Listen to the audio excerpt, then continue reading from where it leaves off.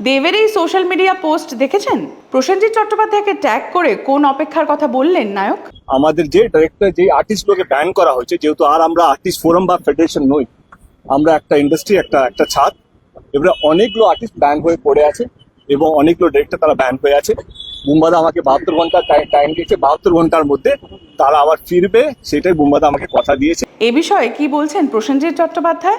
এটা আমাদের পরিবার। আমি আবার বলছি, এখানে অনেক প্রযোজকরা আছেন পেছনে দাঁড়িয়ে। আমি আবার বলছি, রাহুল কিন্তু এই পরিবারটাকে এক করে দিয়ে গেছে।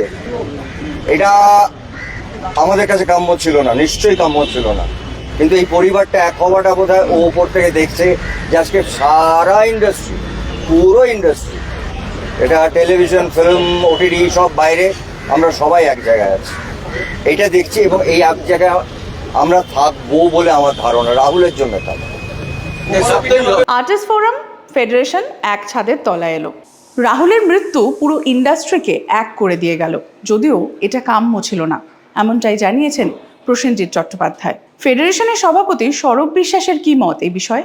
দেব যে প্রস্তাব করলেন 72 ঘন্টার মধ্যে উঠিয়ে দেবে, সেটা যদি আজ থেকে 1 বছর 3 মাস আগে এসে উনি বিষয়টি নিয়ে আলোচনা করতেন, তাহলে ভালো লাগতো, টেকনিশিয়ানদের ভালো লাগতো।